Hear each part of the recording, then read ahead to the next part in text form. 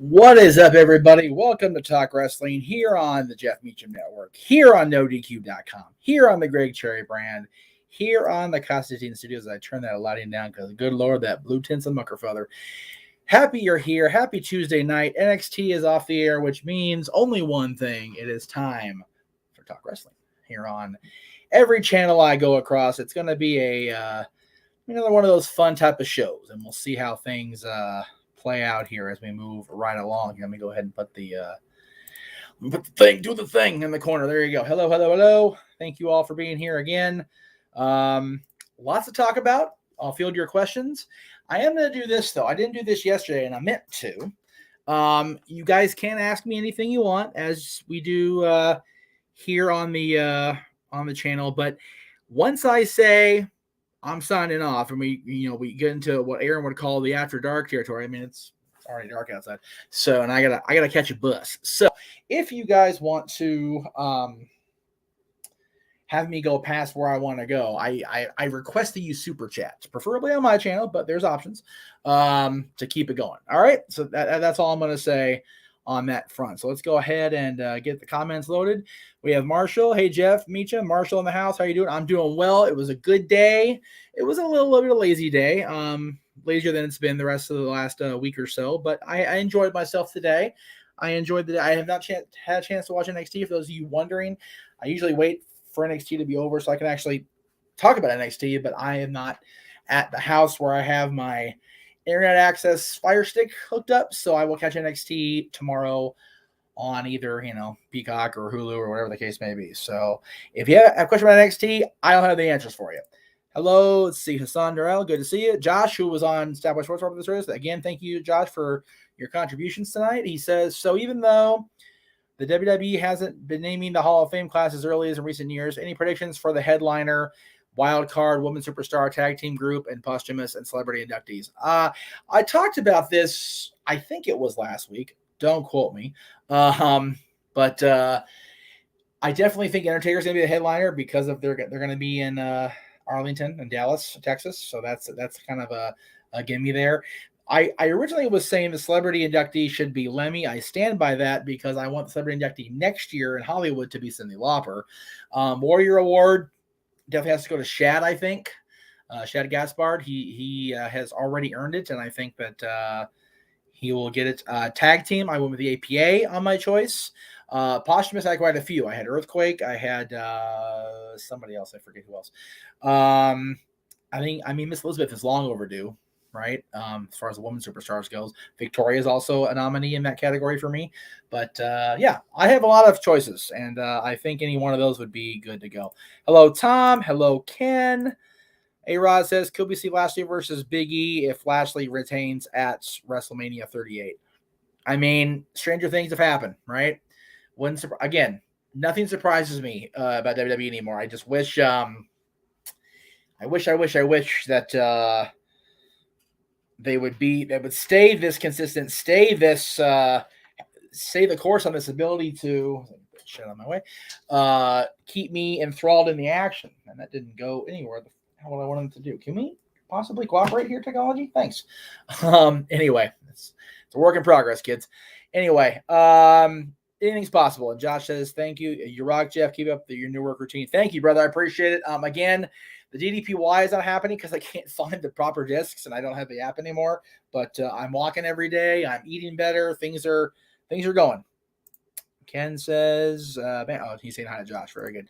Shane says, how do you like the FTR using a version of the Midnight Express music? I love it. I love the throwback. I think that's great that they are throwing back to the original Midnight Express. I think that's so cool.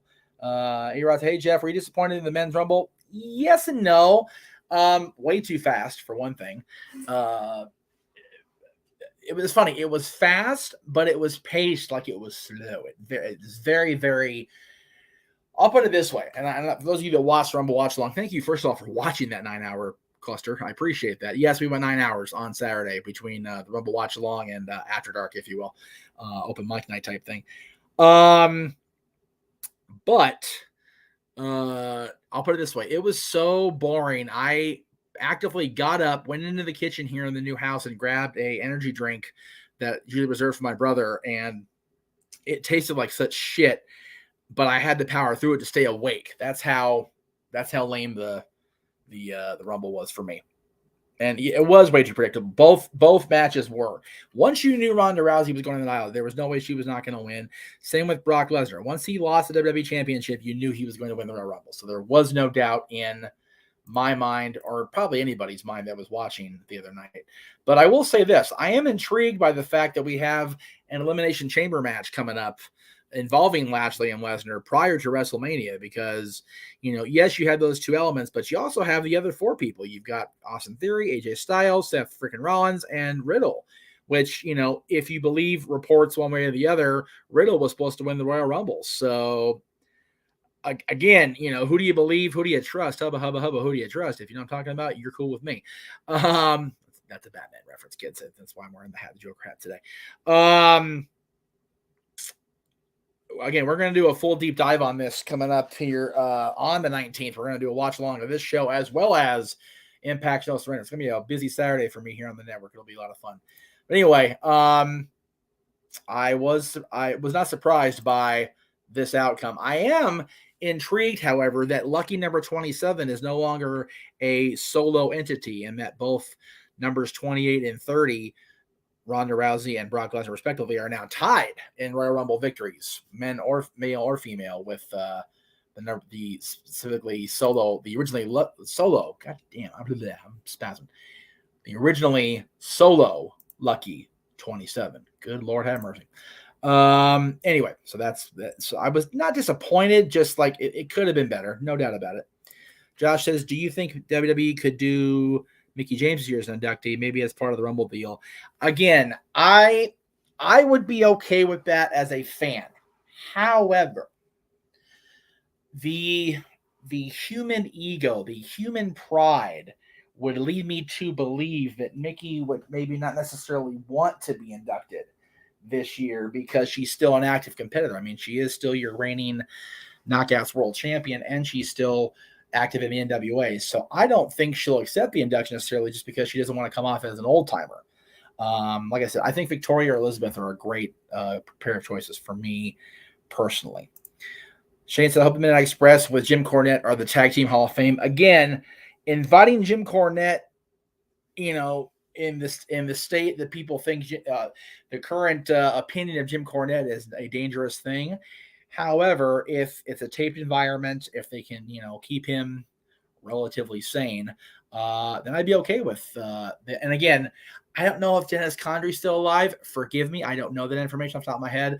Or Randy Rose. I know Stan Lane is still alive, and I know Bobby Eaton's passed away. So, again, do you have an overabundance of posthumous inductees? That's the line you got to try to, ride rather than cross. A-Rod says, Women's Rumble was way better than men's. Knoxville, hardest pop of the night. Yeah, that's scary. When that dipshit Johnny Knoxville has the pop of the night, there you go. Josh says, now the big question, will Lesnar play ball with the bro? Again, there's definite legit, issues, I guess, between those two. But I am here to see what happens with Lesnar and Riddle coming up in the chamber. I'm looking forward to watching that and having whoever's with me call that with me. Ken says, Jeff, I'm shocked to see Riddle and Lesnar in the same match. Again, we're talking about here. Brock is adamant to never want to work with Matt. Yeah, see, again, Riddle's a very polarizing figure. So, but as far as Brock working with him, money talks, folks. You throw enough money, Brock Lesnar's way, he'll do pretty much anything. Within legal reason, obviously. If Vince decrees that Riddle walks out as champion, how do you get Lesnar out of the match?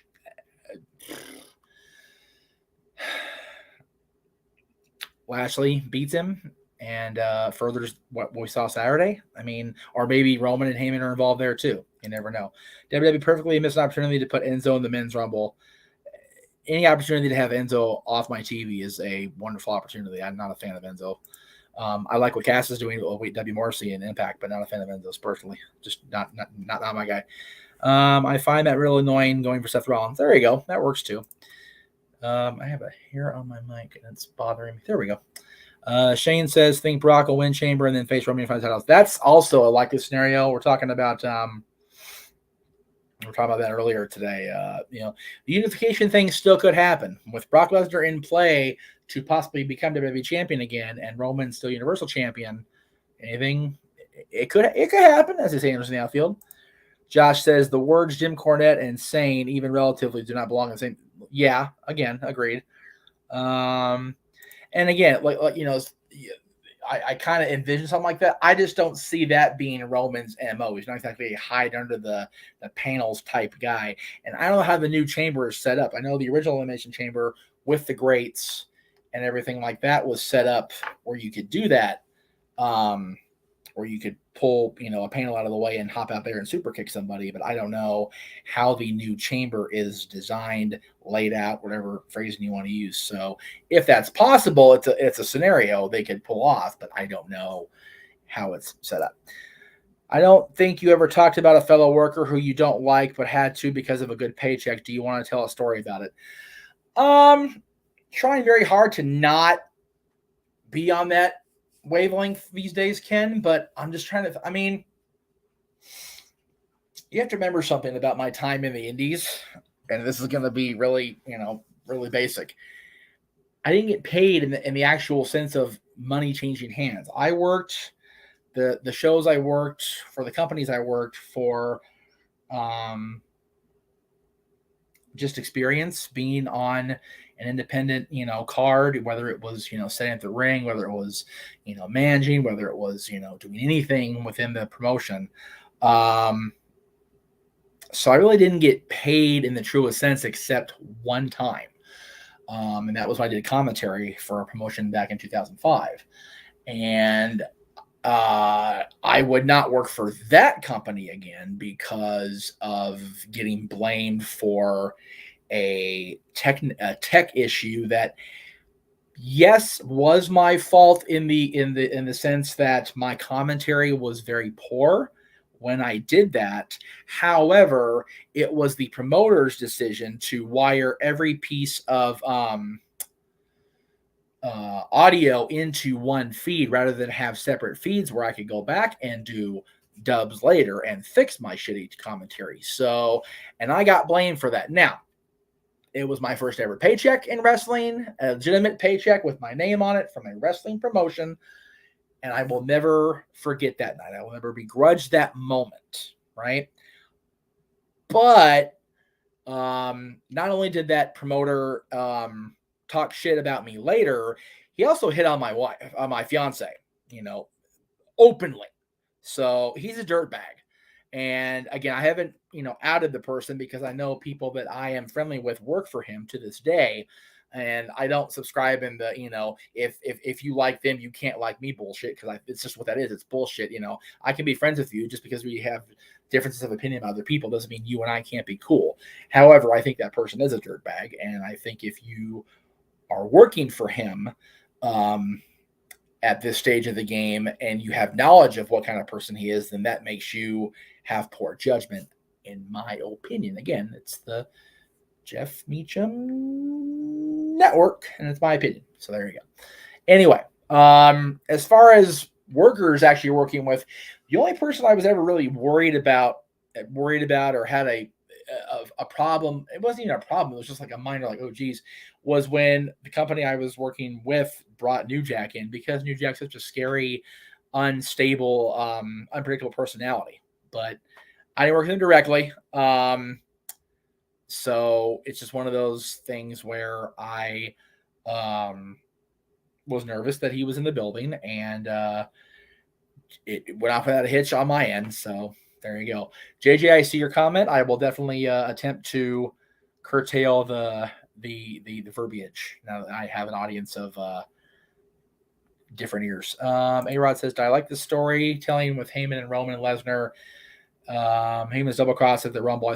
Again, I did not expect it. I really didn't. And I was pleasantly surprised that I was entertained by it and surprised by a WWE Championship match. It was very cool to see Paul Heyman really show where he lies. Because you have to remember something, folks.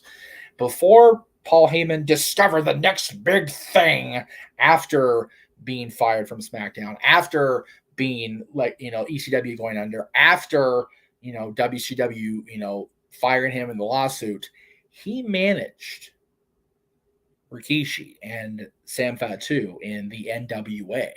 I think in the AWA as well. So he legitimately goes back with the bloodline, almost as long as I've been alive. And that's almost 40 years now. So, yes, he and Brock are friends. He and Brock have worked together for 20 years this year as far as on camera goes. But blood is blood, folks. And if you're friends and you've tied into a bloodline for 4 decades, that's where you're going to go at the end of the day. And that's where Paul Heyman has gone. Very great storytelling. I enjoyed it thoroughly. The City by the Bay says, don't know about you, but I thought Lesnar eliminating Drew completely buried what Drew achieved 2 years ago in the Rumble. I completely disagree with that, only because I hate the word buried as far as in wrestling. Not everything that happens to people we think deserve to do better is a burial, folks. I've said it time and time again. Drew McIntyre wasn't supposed to be there Saturday. We were all told he was injured, wasn't going to make it, blah, blah, blah, blah, whatever. Drew McIntyre now has the opportunity to, go back out there and, be upset that Lesnar was allowed to just enter the match willy-nilly, even though he wasn't scheduled, as does people like Big E and other people in the company, which I still maintain I like to see a Drew McIntyre Big E match at Mania just for the hell of it. I really would. That'd be a kind of a cool thing to see. Steve-O says, bravo for doing work in indies aside from helping run wrestling, cosplay, photo shoots, and fan gatherings. I've never been in the industry. Again, I haven't done much more beyond that, but I appreciate the compliment. Thank you. Ken, don't worry about the drama. It's fine. Thank you for the $5, by the way. He says, we brought up Brock Riddle beef. If you didn't want to talk about it, no. Dude, don't ever apologize. That's a thing with Talk Wrestling and with the Jeff Meacham show. Open conversation. If I have a problem with it, I will say it flat out. I just try very hard now to not be negative ninny anymore on these channels, because part of my last 30 and 29 to 30 days has been about positive energy going out of me and trying to be better about myself and to others. And, dwelling on the drama of the past is just that. It's drama of the past. And I often quote Rafiki from Lion King, when he whacks him upside the head. It doesn't matter. It's in the past. It can't hurt you. You can't. The past is in the past. And as our lovely, Snow Queen Adina Menzel playing Elsa said, let it go. And that's what I try to do this year. So we'll see. Tom says they should unify the men's tag titles. They are the titles that they need to get more women tag teams. It's getting ridiculous. They have champions that don't even defend very often. Again, the tag team situation in WWE is a complete clusterfuck, and there's the one for the day. Sorry if I offset, algorithms, whatever. Tag team wrestling in WWE is atrocious, and it needs to be better. That's just long and short of it. The only reason JBL, we never did, but it worked because we got John Cena. Let's see. Psycho Jet Black says, name the next 4 feuds that Hangman Page should have before dropping the title. Mine are Moxley, Punk, Adam Cole, and Miro. I am great with those. And I think that he honestly should drop the championship after those 4 feuds, if you want to make it 4 feuds, to Bryan Danielson. I still say Bryan should be up there. And again, I'll say that till he's champion.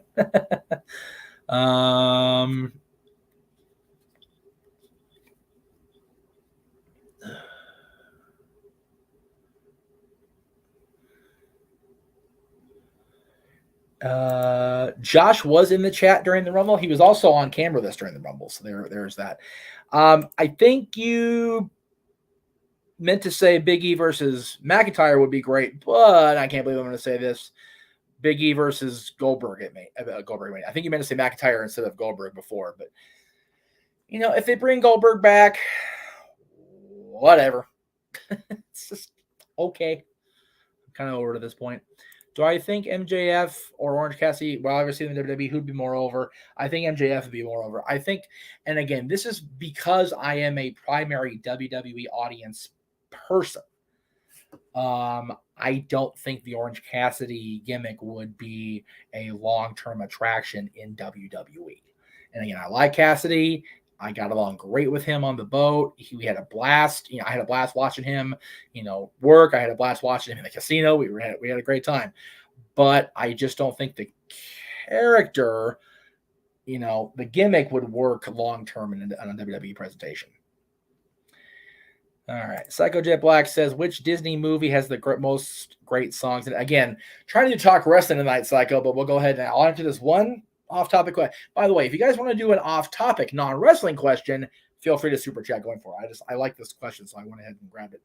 The Lion King. Elton John, Elton John doing the soundtrack says everything about that movie. The Lion King is one of the greatest movies, not just Disney, of all time. Ken says, my name is Kenny, sort of, but do you think Omega should be the number one performer in PWI? Again, there's two different variations of that award. And what I mean by that is the PWI 500 that comes out in the summer is ranked by the people that write Pro Wrestling Illustrated. So that's a subjective thing from the writers, the editors, whatever the case may be. The year-end awards that they issue at the end of every year are voted on by the readers, the fans, the W Universe, the W Cultists, the Impact Marks, whatever you want to call them. So if the people that read Pro Wrestling Illustrated think that Kenny Omega is the best the wrestler of the year, that's their decision. That's how they voted. I did like that AEW got a lot of the awards. I thought it was cool for a little shot in the arm for them, for people that are old school fans like me that enjoy Pro Wrestling Illustrated back in the day. I haven't read it in a long time because I don't have an opportunity to get my hands on it, but it was cool for them, and they really put it over. So good for them. A-Rod says The Rock was number 30 instead of Brock. The Snowflakes would still complain about the product for bringing back part-timers for main eventers. I think The Rock almost has a gimme, like a pass on that front, A-Rod, because it's The Rock, because it's Dwayne. Everybody loves The Rock for whatever reason. Whatever you love. I like The Rock because I've gotten over my bullshit. That's just the way that is. I think they would have been more okay with The Rock because it would be so unexpected, because we've been hearing, oh, he can't come because of the insurance. Oh, this, oh, that, blah, blah, blah, whatever. So I would have been more okay with it, and I think other people would have too. Psycho says, who do I think will be the Chris Jericho of AEW, as in they're an AEW original but goes to WWE because they were underutilized and get pushed? I mean, the easy answer is MJF. Right, that's the easiest answer on that is Maxwell Jacob Friedman, because he's already over like Rover going into AEW because of the indie buzz, and he only will go upwards from here for my money. So the easy answer there is MJF. Ken says Meacham sounds like PWI is political like WWE. Not political, they're kayfabe. They very much are kayfabe. They write about it like they're still writing about a sport rather than sports entertainment. That's the difference. We all wish Natty was treated better. We love Natty on this channel, on all 4 channels we're watching, as far as I know anyway. Again, I don't speak for Aaron or Greg or JD necessarily, because it's just me, but it's my understanding that all the 4 people that run the 4 channels I'm on right now all love Natalya. So I agree with that. Let's see. Would I like to see Austin Aries in AEW? Nope. I think Austin Aries is a dirtbag. Again, my opinion. Not a fan of Austin Aries. I think he's a great wrestler. I think he's got a hell of a lot of talent technically, but I think he's a dirtbag. So no, I wouldn't. All right, I'm gonna take a quick break here while we have an opportunity, and I need to get some water, to be honest with you. So I'm gonna run I gotta go to the kitchen, which is far from here. Let's let everybody see what's coming up. Speaking of the Castine Studios, which is right over here. There it is. They'll be back on the air with Renegades Reviews coming up in April 1st, actually, WrestleMania weekend. So let's check out what's going on with them coming up beginning April 1st on Castine Studios.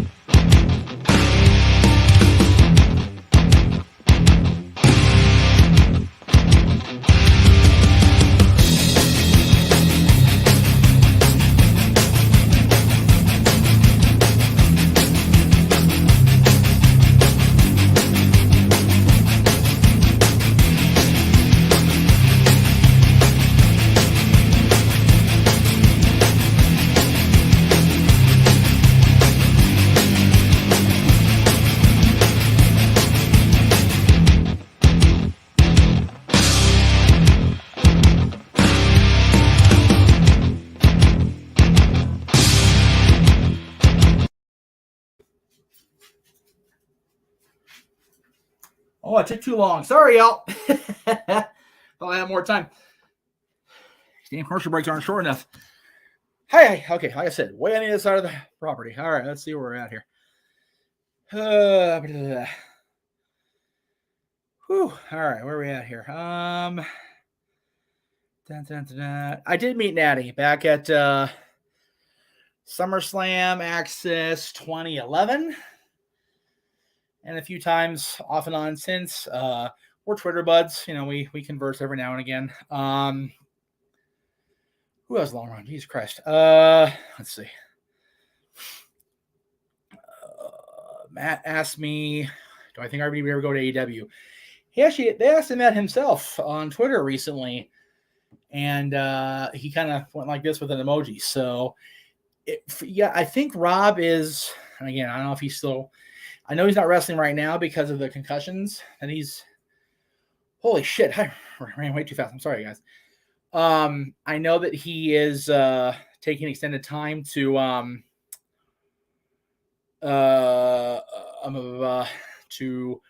maybe get better, maybe not. But if he's not going to wrestle, there's really not a whole lot for him to do within the AEW, universe place, within the AEW context. So I don't think we'll see him unless he recovers fully from the concussions and actually is able to do RVD stuff again. Psycho says, I remember in a video not long ago, you said you weren't the biggest fan of Batista. Why is that? And has your opinion changed him? I'm not a fan of Batista's work in the ring. And again, I almost hate using the term, I like the guy's work because I'm not a worker, never been a worker, never will be a worker. I'm not a fan of Batista as I see him on WWE television. I like him in movies. I think he's a funny guy. I don't like Batista, the character. I'm a fan of Dave Batista, the actor, just not a fan of Batista, the wrestler. And no, my opinion hasn't changed on that front. If Benoit had lived, do you think he would have went over Punk for the ECW Championship? Yes, that was, I think that was established by either Stephanie or somebody in the company after everything went down that he was going to become the ECW champion that weekend. That's my understanding. Again, I don't know that for sure. I remember that being a thing. Again, that was right when Talk Wrestling, this show started 15 years ago. God, 15 years since Benoit. Holy crap. Just take that in for a second. I don't.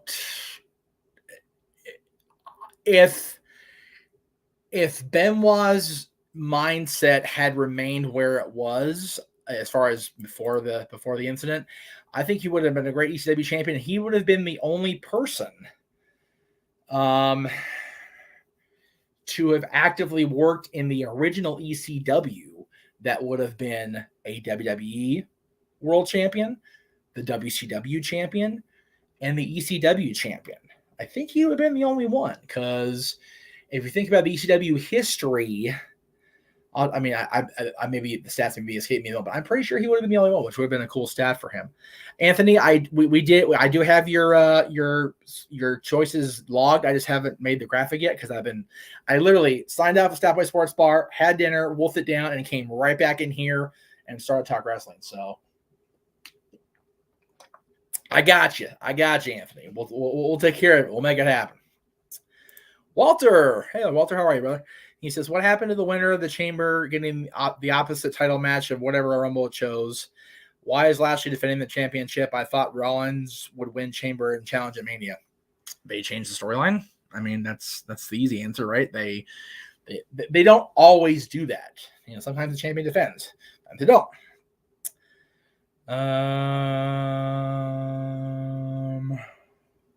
Yeah, that's pretty much it. Will Gronk return to WWE now that Brady is retired? Sure. I mean, I think Rob Gronkowski still has a football career left in him in Tampa or wherever he ends up deciding to go. I don't know if he's free agent or not. But I mean, it's not 100% impossible, unlikely. I will say this, though.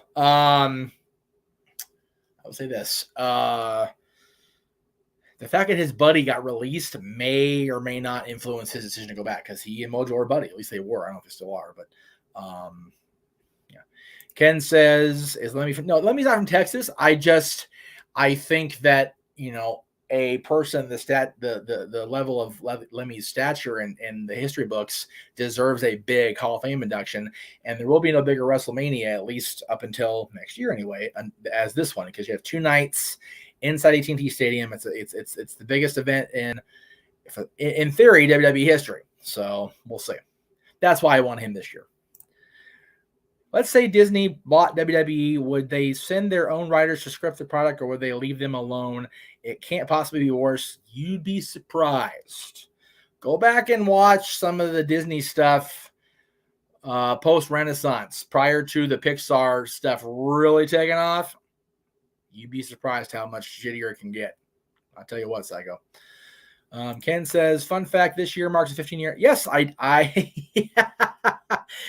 have heard of Talk Wrestling. This is true. It's also, again, 2007 is one of those like weird like milestone years for me.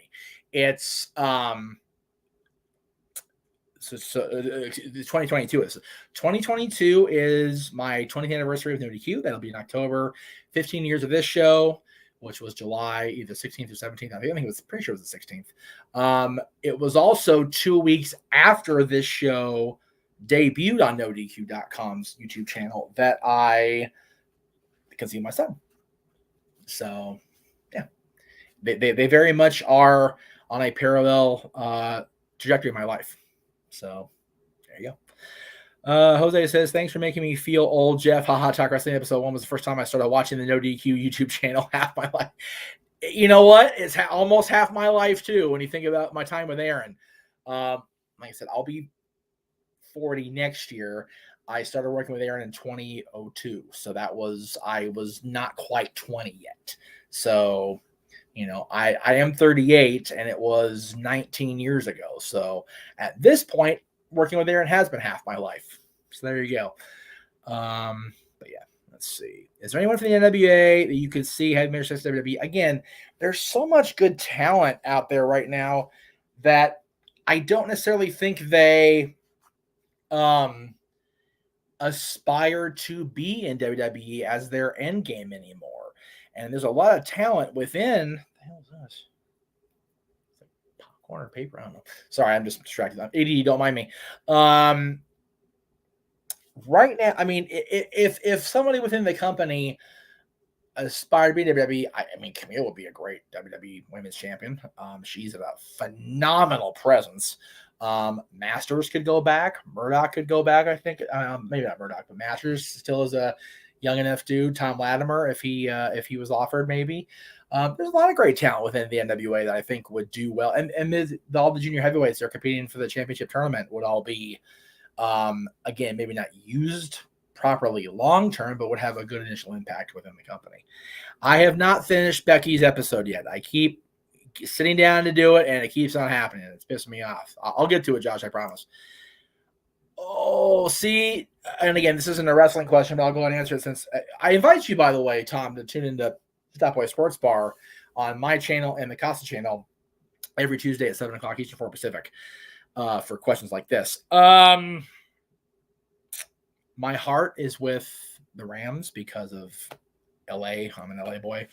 But I also, part of my heart is with Cincinnati because my dad was born there. My paternal side originated in Ohio, so in Cincinnati area. So it's really a coin flip. I'm perfectly fine with either team winning. But my dad wants the Bengals, so I'm going for the Bengals for the moment.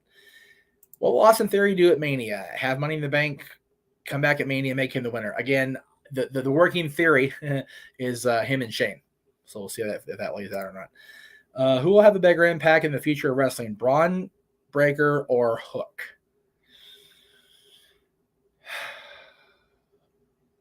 Gut reaction? Hook.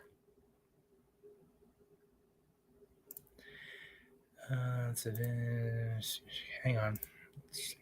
I feel like Undertaker deserves a Hall of Fame all to himself, and everyone talks about him for the whole event, and then Kane inducts him in the Hall of Fame. If Hall of Fame was a physical place, Taker deserves his own floor. Agreed. All of that. And JJ is pointing out this is also the 20th anniversary of the Good Burger movie. So there you go. if you are a fan of Keenan and Kel in that crazy movie, which, by the way, we do have footage of that Mr. Williams there very graciously shot in his travels around Southern California. So we may end up doing a deep dive about movie locations on the dads coming up, maybe as a special episode. We had a whole year booked, as we've talked about, but we'll see. Yes, Camilo versus Raquel Gonzalez would be dope. That would be a great, great match. I don't think we'll see Alberto Del Rio back in the WWE. Yes, he got cleared of all the charges, but I really don't think that we'll see him back in WWE because he's just such a toxic aura about him at this point. So I don't think we'll see it. Josh says, Staff by Sports Bar is so much fun, so much roasting. It's a great hour. A little bit more today, but it's a great hour of content. Again, every Tuesday at 7 o'clock. Psycho says, my first memory of watching your content was a roundtable discussion about the product back in 07, 08. I have watched most of your content ever since, even some of the Costly. Well, we appreciate that, Psycho. Thank you. So that would have been, I'm thinking you're thinking of the 10th anniversary, which again, it's 20 recently, of NoDQ.com, where it was myself and my old co-host from the past, sitting around with my championship belts on the table. That was a cool video. I enjoyed that one. One of the last times we were all together actually doing work, which is scary. That was 14 years ago. Wow. Anyway, I don't know if my dad's a fan of Brian Pillman. I mean, how do you not like Brian? But anyway. I heard they were thinking of doing Bailey versus Trish Stratus. I'd be okay with that too.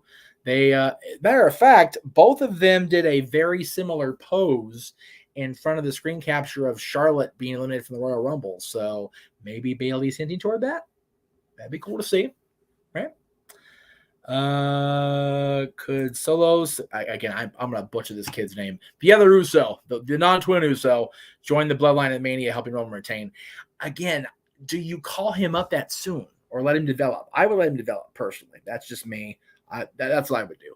So my answer is no there. Would I rather see Becky retain the Raw title at Mania next year, or drop to Belair, Ripley, or Bayley before that? Definitely drop the title before that. Definitely. All right, I'm going to run one more commercial because today's our wedding day. So we're going to give her a little love. We'll be right back after this.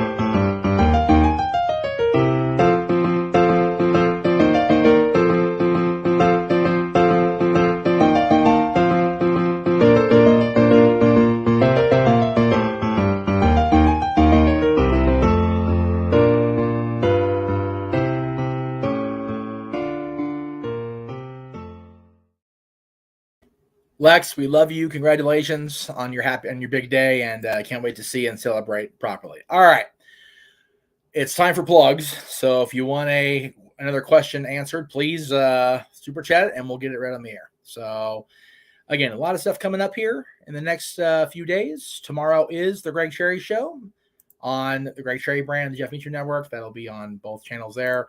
We're going to talk about football. We're going to disagree about the Rumble. We're going to have Q&A. You have a chance to support both channels by spinning the wheel and maybe make the deal to make Greg do something silly. So that'll be tomorrow, again, at 7 o'clock Eastern, 4 Pacific, on the Greg Cherry brand and on the Jeff Meacham Network.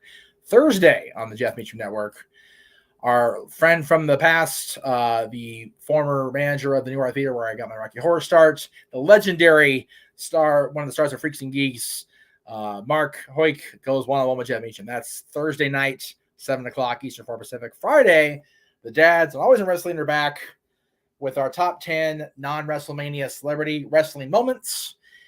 And we just kind of go on from there after that. We got a lot of great stuff coming up throughout February. We've got chamber predictions. We've got chamber watch along, no surrender predictions, no surrender watch along. Actually, chamber predictions is going to be on No DQ. That's going to be with Aaron and them. Again, coming up the day after my birthday, we're going to bring this project to fruition. So be on the lookout for that coming up in March. looking forward to everybody being a part of that. And again, if you're interested in playing in the Super Bowl Squares game on the Sapway Sports Bar side of things on the Jeff Meacham Network, please contact me, contact Statboy. We'll get you involved. Again, $10 a square. If we fill up the squares, the pot's going to be in $500 total, which is a lot of friggin' money. So check that out over on Tuesday nights again. Thank you all very much. I very much appreciate it. I will go ahead and answer this one, even though it wasn't super chat, and then I'll leave it at that. Disagreements with he and the rest of us, and don't know where he is. I'm sure he's still doing his thing. I'm doing my thing, and that's really legitimately all I know because I have him blocked on social media, so I